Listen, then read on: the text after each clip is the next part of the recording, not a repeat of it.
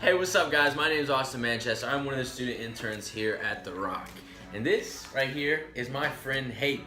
Hayden is one of my 9th grade students. He's shaking his head no, but he loves me so much. Don't let him lie to you. He goes to Conway High School here in Conway, South Kakalaki. And he wasn't able to make it last night to program.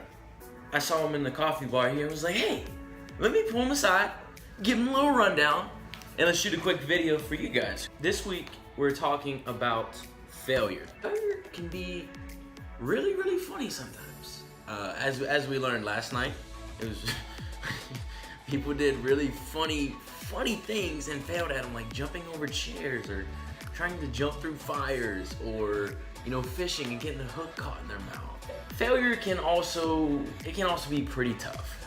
It can beat you up and tear you down. But failure does not have to affect your future. So, talking about failure, we're going to talk a little bit about Peter. Peter failed Jesus. Peter failed big time. And Jesus even told him he would. So let's dive in. Luke 22, 54 through 61. So they arrested him and led him to the high priest's home. Him talking about Jesus. They arrested Jesus. And Peter followed at a distance. The guards lit a fire in the middle of the courtyard and sat around it, and Peter joined them. A servant girl noticed him in the firelight and began staring at him. Finally, she said, "This man was one of Jesus' followers," but Peter denied it. "Woman," he said, "I don't even know him." First of all, let's just stop there. When you answer a woman by saying woman, just expect some backfire. It's not gonna go out very well. Don't say it to your mom, guys. Especially my guys, boys. Do not argue with your mom and say woman. Spanking, right? It's gonna happen. I know my mom won't put up with that. Oh, that's hilarious. After a while, someone else looked at him and said, "You must be one of them." "No, man, I'm not," Peter retorted. About an hour later, someone else insisted, "This must be one of them, because he is a Galilean too." But Peter said, "Man, I don't know what you're talking about." And immediately, while he was speaking, the rooster crowed. At that moment, the Lord turned and looked at Peter. Suddenly, the Lord's words flashed before Peter's mind. "Before the roosters crow tomorrow morning, you will deny me 3 times that you even know me." And Peter left the courtyard weeping bitterly.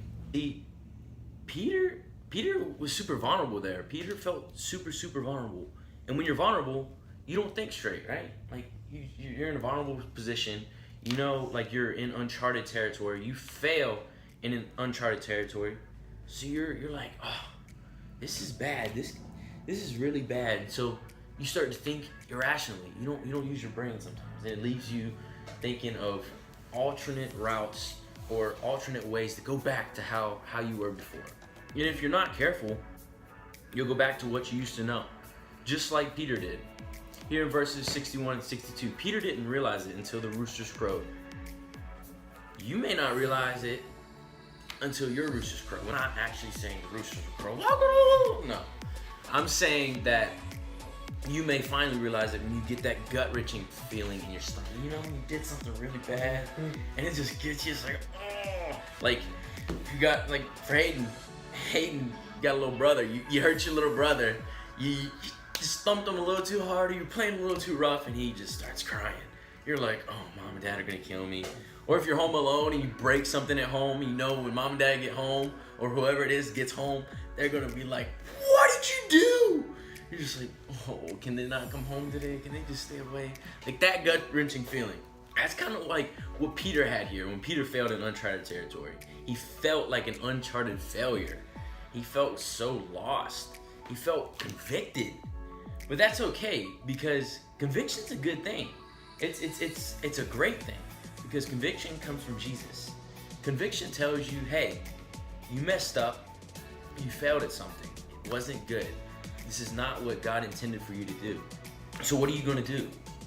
Are you going to let that failure define you and just, okay, I'm in uncharted territory. I failed in uncharted territory. I must be an uncharted failure. Like, nothing is going to be okay from here on out. I might as well just give up. But that's not true. The awesome thing is is that Jesus shows us exactly how it can get better. Looking into John 21, 15 through 21. This is after Peter denied him.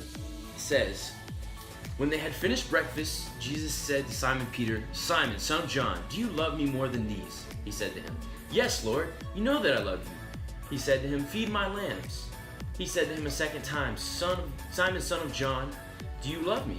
He said to him, yes, Lord, you know that I love you. He said to him, tend to my sheep. He said to him the third time, Simon, son of John, do you love me? Peter was grieved because he said to him the third time, do you love me? And he said to him, Lord, you know everything. You know that I love you. Jesus said to him, feed my sheep. Truly, truly, I say to you, when you were young, you used to dress yourself and walk wherever you wanted. But when you are old, you will stretch out your hands, and another will dress you and carry you where you do not want to go. And after saying this, he said to him, follow me. Let's look back real quick. So verse 15, it says that when they had finished breakfast, Jesus said to him. So that's the first said to him. When they finished breakfast. So Jesus is sitting down having breakfast with Peter. That's pretty crazy. Like, I know me, whenever somebody kind of betrays me, I'm quick to kind of give them a cold shoulder. You too? Mm-hmm. Yeah. It's kind of second nature. Like, we want to be angry with them, we want to be upset with them. But that's not how Jesus treats us. Jesus says, no, I know you failed. I still want a relationship with you. I still want to be a part of your life. Verse 16, it says, he said to him a second time, Simon, son of John, do you love me? He said to him, yes, Lord, you know that I love you. He said to him, tend to my sheep. This is Jesus saying he still wanted to use Peter. Jesus saying, tend to my sheep, tend to my people, love my people, care for my people.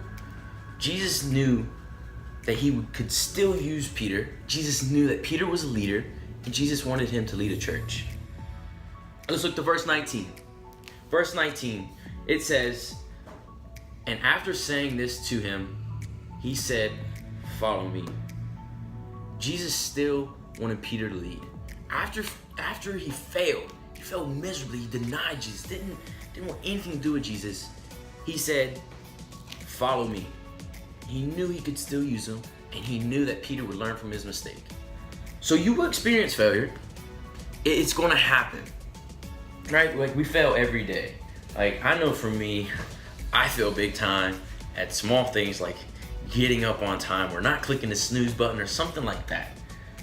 Hayden, what do you feel like you may fail at daily? Probably waking up in the morning. Waking up on time? Yeah, especially like in high school, middle school, things like that.